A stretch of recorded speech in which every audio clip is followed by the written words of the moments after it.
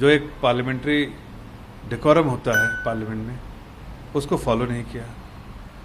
एक ट्रेडिशन है जिसको उन्होंने ख़त्म कर दिया कि कभी इस तरह की बातें नहीं होती थी कि रूल बुक को फाड़ा जाए या डेप्यूटी स्पीकर को जिस तरह से उन्होंने अब्यूज़ किया, जिस तरह की शब्दावली का इस्तेमाल किया, वो बिल्कुल पहले ऐसा कभी नहीं हुआ था, अनप्रेसिडेंटेड था। उसके बावजूद ये कह रहे हैं कि वो बाइकआउट करते हैं, तो देश और दुनिया दोनों देख रही है, जनता देख रही है कि उनका कॉन्डक्ट भी सही नहीं था। जबकि आप देखिए डिप्टी स्पीकर का कितना बड़ा दिल है। पहले तो उन्होंने हाउस में बार बार ये कहा कि आप अपनी जगह बैठिए, आपको जो बातें कहनी है अपनी जगह बैठ के कहिए और हम उसके लिए पूरा आपको मौका देंगे। लेकिन वो अपनी जगह बैठने के बजाय वो वेल में जिस तरह से प्रदर्शन किया वो बिल्कुल गलत था, अनएक्सेप्टेबल है और पार्लियामेंट्री डेकोरम और डेमोक्रेसी के लिए बिल्कुल के हिसाब से जितनी भी निंदा की जाए कम है।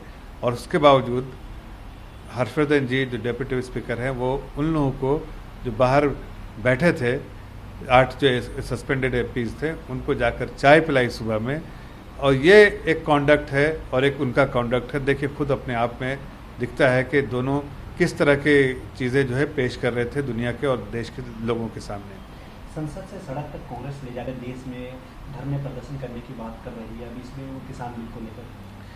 देखिए ये पूरा बिल जो है वो जानते हैं कि किसानों के फ़ायदे के लिए, किसानों को जो अब तक जिस तरह की फ्लेक्सिबिलिटी नहीं मिली थी वो आज मिलेगी कि अपने मन चाहे दाम में वो बेच सकते हैं।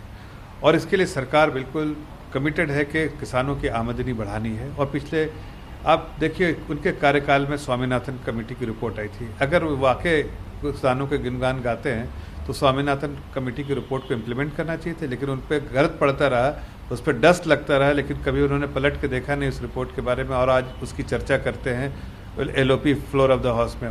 मैं तो कहता हूँ कि आप 2014 के बाद अगर देखिए तो माननीय प्रधानमंत्री जी ने बार बार कोशिश की है कि इनकी आमदनी बढ़े और किसानों की आमदनी बढ़े। और साथ साथ आप ये भी तो देखिए किस लीडर ने आज तक कोशिश की हो कि उनके खाते में डायरेक्ट बैंक अकाउंट में पैसा ट्रांसफ़र करे।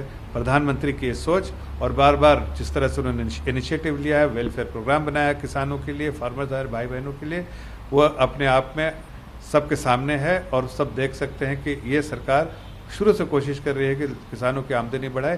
कांग्रेस पार्टी जितना भी किसानों को मिसलीड करने की कोशिश है वो असफल रहेंगे, इसलिए कि हमारे किसान भाई बहन जानते हैं कि मोदी जी और मोदी जी की सरकार जो पिछले 6 सालों में उनकी आमदनी बढ़ाई है और आगे भी आमदनी बढ़ाने के साथ साथ जो इंफ्रास्ट्रक्चर जो उनको चाहिए वो सारे इंफ्रास्ट्रक्चर दे रहे हैं। आप देखिए ना, बिचौलिया बीच में रहता है, 2 रुपये 3 रुपये में या आलू प्याज बेचते हैं और बिचौलिया जाके वो 40 रुपये में बेचता है। क्या ये कांग्रेस को दिखता नहीं कि बिचौलिया, हाँ हो सकता है बिचौलिया, कांग्रेस पार्टी बिचौलिया हर चीज़ में रखती है, इसलिए यहाँ भी बिचौलिया रखना चाहती है। लेकिन हम बिचौलियों को बिल्कुल हटा देंगे रास्ते से, किसानों की आमदनी बढ़ाएंगे और हम किसानों के वेलफेयर के लिए काम करेंगे। मोदी जी का बिल्कुल जो कमिटमेंट है वो बार बार उसको इम्प्लीमेंट कर रहे हैं, डिलीवर कर रहे हैं और आगे भी डिलीवर करते रहेंगे। क्या आप पर भी बरपा है जालसाजी का कहर? सपने टूटे आपके, न घर के न घाट के।